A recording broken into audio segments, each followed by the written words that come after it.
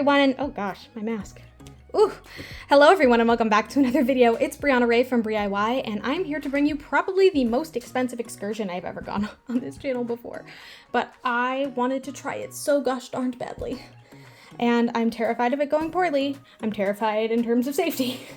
But I think I've got all the things. So we today are going to work with stained glass. We are going to be making a custom stained glass piece. I got like this pack of like tiny 4x6 different colors. This is the color palette that I'm going with. And I've got my design. I was so worried about this going so poorly. I did some like test runs and stuff before I did this because I'm like nervous. Like I've had this stuff in my collection for about 4 months now and I just have not used it because I'm afraid. But I did my research this morning. I've got all the tools. I got some stuff for my birthday, which is why it was months ago at this point. But so I've got this like book design that I found. Someone did something similar online.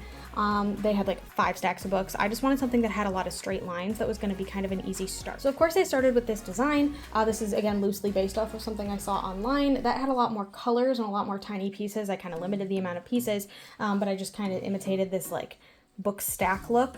And to get everything kind of cut out, I layered it on top of itself and I looked at the ghosting through and kind of traced it. I've seen people like cut these pieces out and then trace them on the glass that way.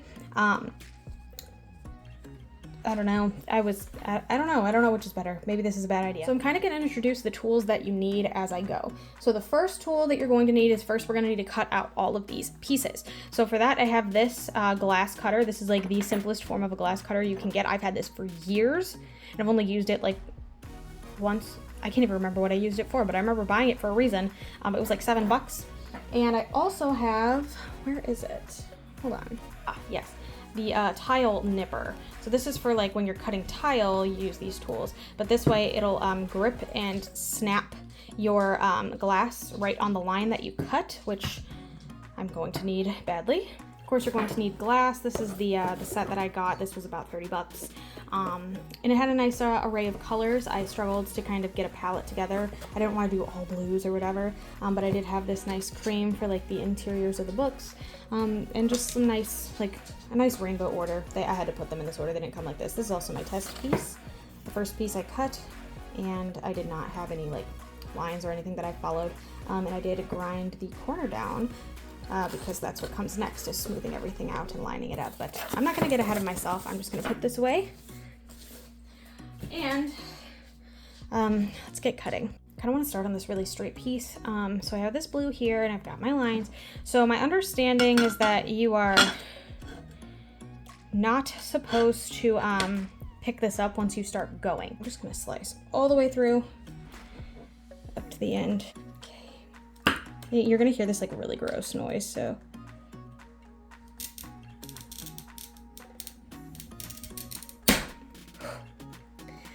Okay, so you can kind of see the line that it made there and that foul noise.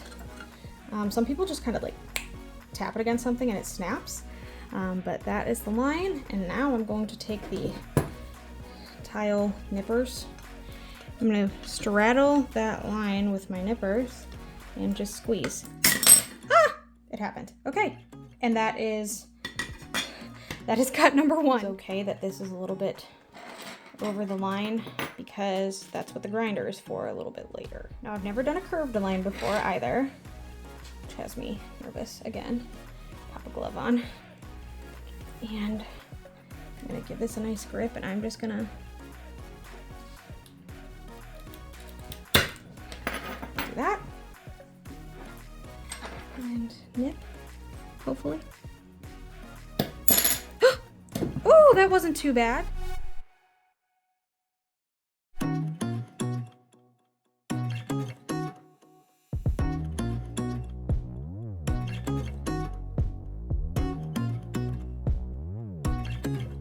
So that took almost exactly 10 minutes. And I did get just like tiny little shards of glass everywhere. So usually what I do with broken glass is I actually use a piece of bread. I also have a shop vac. So I'm going to clean up the tiny pieces of glass before I start messing around. But some of them actually did manage to get teeny tiny. I mean, look at this little guy, so small. All right, here's all our pieces. Not all of these I'm actually going to use. So like these two, this is the one I had on the edge, so you can see the corners. This is the one I cut out of the middle. And weirdly enough, they're like the same piece. Because, well, they're the same piece. So I might see which one looks better and go from there. Time for the grinder. This is the fun part, I guess. So this is a wet grinder. This is what I got for my birthday. This was the expensive thing. So this baby is got like a diamond drill bit or something fancy, whatever, over here. And that is how it grinds the glass down.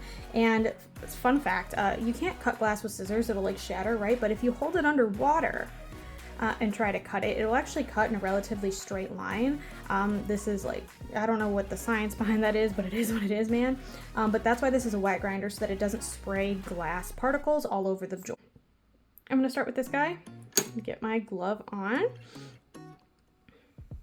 And I'm also going to have goggles to protect my eyes in case anything does happen to spray or anything goes terribly, horribly wrong. Better safe than sorry. I also have a mask, which may or may not be making me sound muffled. I sound muffled to myself, but yeah, it is on. Gloves are coming on, and we are just going to get grinding here. I'm gonna show you kind of real time what this looks like first, and then I will go through a hyperlapse. So I'm just gonna turn this back on.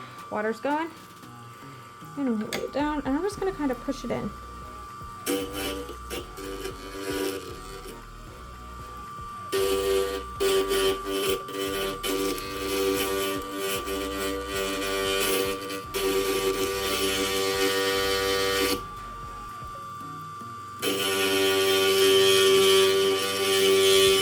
Oh, and there it is, nice and smooth. As you can see, I'm going to take some alcohol to wipe off this like Sharpie. Some of it's kind of already been ground off, but yeah, so like here even, let's take a look. You see this kind of uneven edge. If I come into it,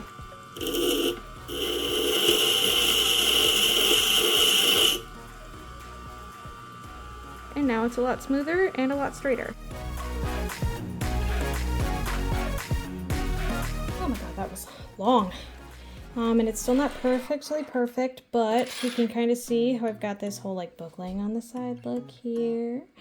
And then I've got this book in the center, which I kind of want to flip the other direction. Like that. And then this guy where the pages go the other direction. It's very tiny. Technically the tiny one's supposed to go on the bottom, I believe. Cool, so this is what we got now. Now it's time for soldering, which is a whole other tool that I had to buy. Oh my gosh. So I've got copper tape, I've got the soldering iron, I've got this paste, or what's sometimes called flux, I've heard it called. And then I've got some wire. That's the stuff that like you melt on top of it with the soldering iron. So yeah, first things first is going to be copper taping all the way around these pieces. Oh, again, never done this before. Seems simple enough that I'm just supposed to kind of wrap the edges of all of these pieces in this tape. Okay, there we go, like that. Just gonna start on one of these interior edges. It's kind of thick. I'm gonna slice down the middle on this. Plus, then in theory, it's going to double the amount of tape I have on a roll. So let's do that now. Peel this edge up. It's kind of got like a foily consistency, like it feels like tin foil. It crinkles like tin foil. Very sticky, which is cool. So I want to pop this here-ish, something like that. Really no way of knowing if it's in the center or not, so it doesn't matter as long as I can cover it on both sides. So I'll fold and like that. Okay, and probably sound wild right now because I'm not like so focused on making sure I'm doing this right. Okay. Oh god, I ripped it.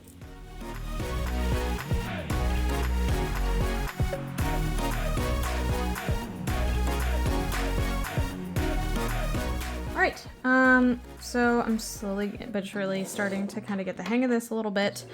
So I started off by trying to just do the chunks together, and then it got crooked. You can see it's definitely not straight. I'm hoping that I can fix that a little bit later. But this guy and this guy are a lot more straight. So I started, instead of trying to fill in everything, I just did like the corners to kind of keep it together. So I just have this little brush and this paste, and I brush it over top of the copper. Got my tool here nice and hot, and I'll take just the littlest bit of this tin wiring here, and it just melts it, and I just smooth it out over top of these corners. And I'll do it again on this side, smooth it out, and you can see it kind of keeps it all together. And I'm just gonna keep doing that down all these edges. This is the part I think I was the most worried about personally. I mean, maybe beyond grinding glass chunks into my space, but yeah, this is actually a lot simpler than my brain made it out to be.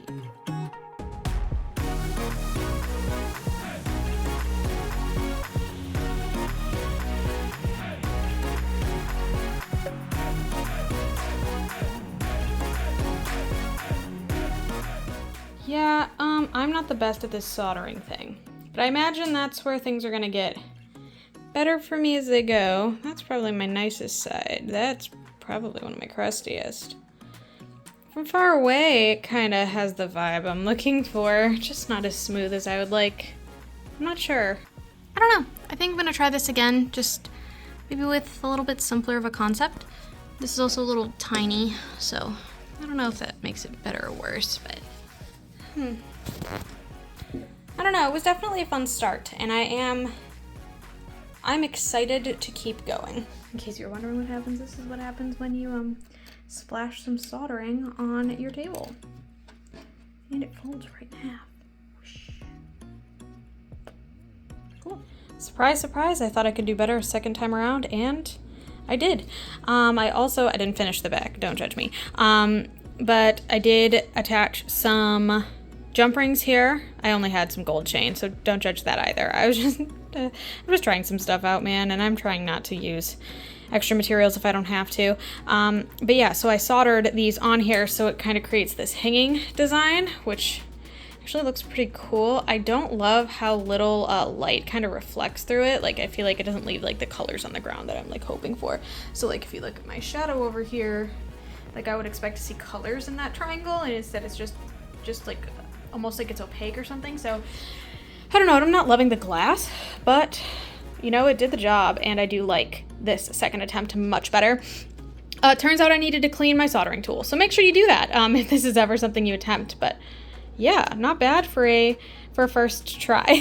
Thanks so much for watching. If you like what you saw, feel free to like and subscribe. I do put out new videos every Sunday at noon Eastern Standard Time, and I would love for you to be here for the next one.